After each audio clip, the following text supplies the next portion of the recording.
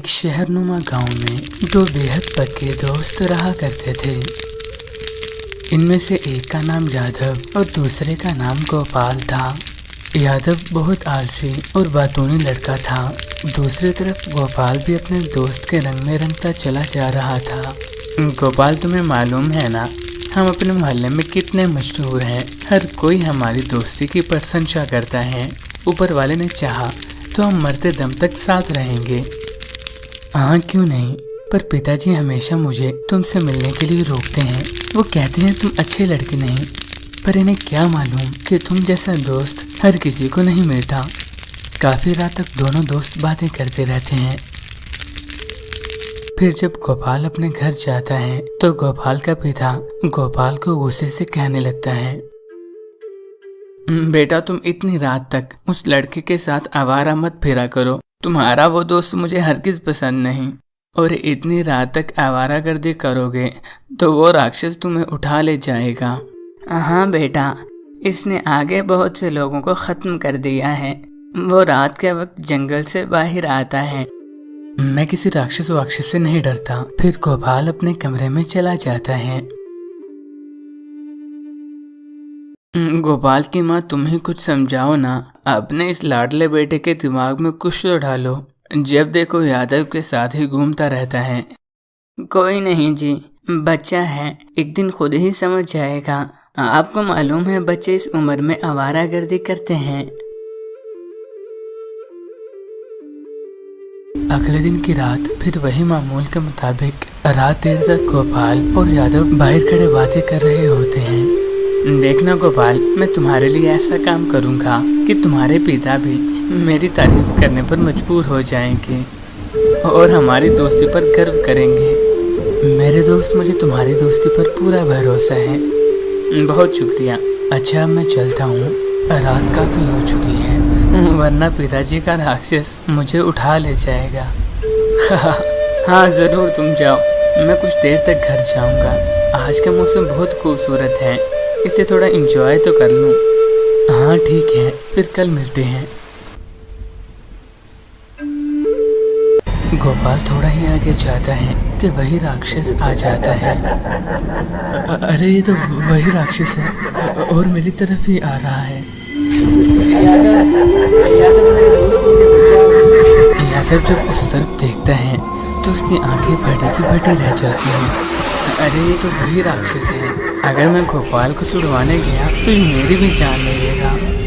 यादव मेरे दोस्त, मुझे बचाओ, मैं मुसीबत में हूँ। ना रे ना, मैं अपना नुकसान नहीं कर सकता। अगर मैं उस मूर्ख गोपाल को छुड़वाने गया तो राक्षस मुझे भी अपने साथ ले जाएगा। यादव डर के मारे वहाँ से भाग निकलता है, जबकि राक्षस गोपाल को साथ लेकर जंगल में चला जाता है। यादव भागा भागा गोपाल के घर जाता है। हाँ भाई, तुम कहाँ से भागे भागे आ गए? तुम्हारा लंगोटिया यार रात के समय तुम्हें ही ढूंढ रहा होगा। वो मेरे साथ ही था, पर उसे राक्षस उठा कर ले गया। अरे ये बकवासियात मेरे साथ मत करो। मुझे तुम्हारा किसी तरह का कोई मजाक पसंद नहीं। मैं मजाक नहीं कर रहा, सच कह रहा हूँ। अगर ये सच है तो तुम कहाँ थे उस वक्त? तुमने अपने दोस्त की मदद क्यों नहीं की? मैं उसके पास ही था, पर मैं अपनी जान उसके लिए खतरे में नहीं डाल सकता था। तो ये है तुम्हारी दोस्ती?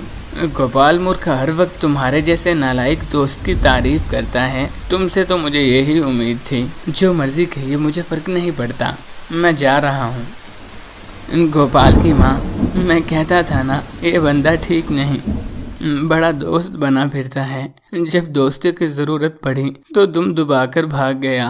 वो सब छोड़िए, अब करना क्या है? मैं तो यही सोचकर डर रही हूँ। मुझे लगता है कि मुझे जंगल में जाना चाहिए ताकि अपने बेटे की जान बचा सकूं, इससे पहले कि देर हो जाए। मैं भी आपके साथ चलती हूँ। आप अकेले नहीं जा सकते, वो मेरा भी बेटा है। नहीं नहीं, तुम नहीं जाओगी। गोपाल के पिता दिल ही दिल में सोचने लगता है, मगर मैं अकेला कैसे जाऊंगा? मैं अकेला उस राक्षस का सामना नहीं कर पाऊंगा। पिताजी के जहन में एकदम अपने एक पुराने दोस्त का ख्याल आता है। मुझे अपने पुराने दोस्त राम से मदद लेनी चाहिए, मगर मुझे उससे मिले 10 साल हो चुके हैं। क्या वो मेरी मदद करेगा? चलो जो भी हो, मुझे कोशिश करनी चाहिए। फिर पिताजी अपने दोस्त राम के घर जाते हैं। राम का घर थोड़ा ही करीब होता है, मगर फुर्सत ना मिलने की वजह से दोनों को मिले 10 साल गुजर चुके होते हैं। गोपाल का पिता राम के घर पहुंच जाता है और अपना सारा वाकया राम को बताता है। मैं तुम्हारे साथ चलने के लिए तैयार हूँ। मैं तुम्हारी मदद करूँगा और हमारे बेटे को इस राक्षस से ज़रूर आज़ाद करवाएंगे हम। मेरे दोस्त, मुझे आज तुम्हारी दोस्ती पर बहुत गर्व हो रहा है। काश के हर किसी को तुम जैसा ही दोस्त मिले। जहाँ तक मेरा ख्याल है, इस राक्षस का डेरा थोड़ा ही आगे होना चाहिए। मुझे भी ऐसा ही लगता है कि हम वहाँ पहुँचने ही वाले हैं।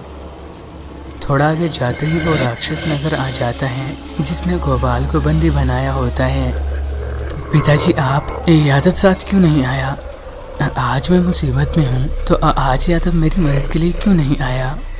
राक्षस, हमारे बच्चे को छोड़ दो, वरना तुम्हारे लिए बहुत बुरा होगा।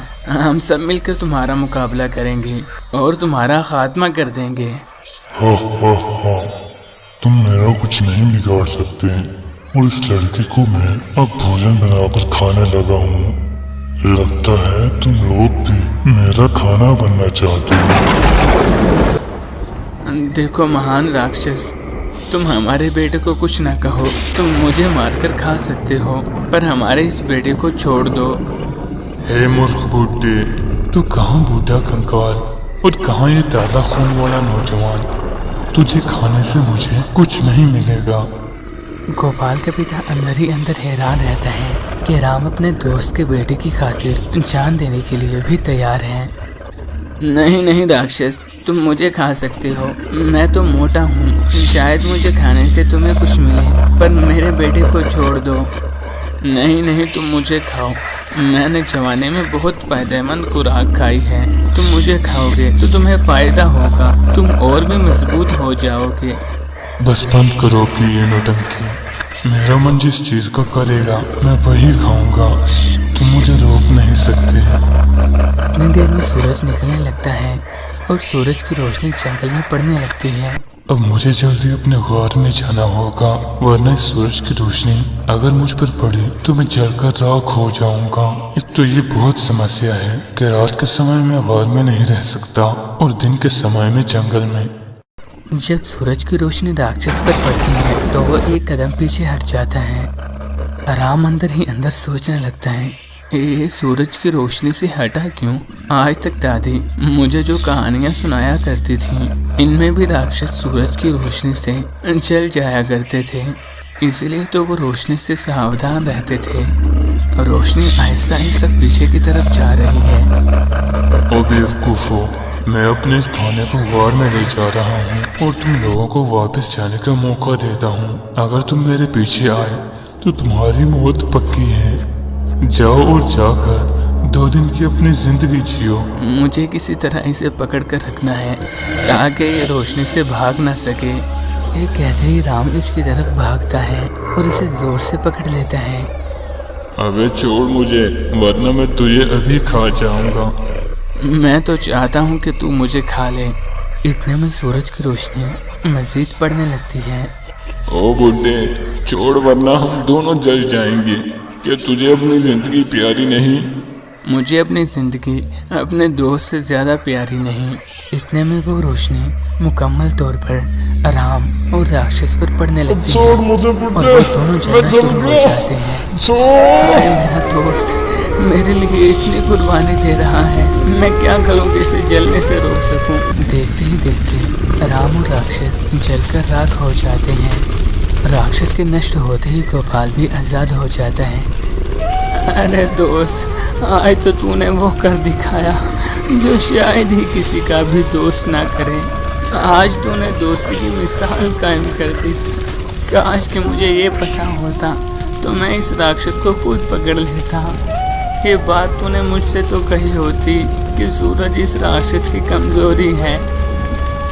पिताजी, ये महान बुजुर्ग कौन थे जिन्होंने आपके बेटे की खातिर जान की भी परवाह नहीं की?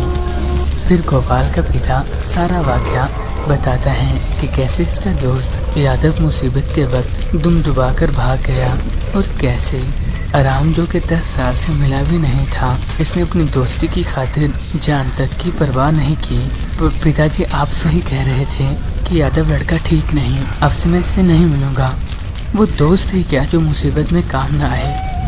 अच्छा हुआ बेटा जो तुम्हें समझ आ गई। मुझे हमेशा खुशी रहेगी कि तुम्हें ये बात समझ आ गई, मगर अपने दोस्त को खोने का दुख भी हमेशा रहेगा। पिताजी मैं समझ सकता हूँ, चले अब घर जाकर बात करते हैं, माँ जी भी इंतज़ार कर रही होंगी।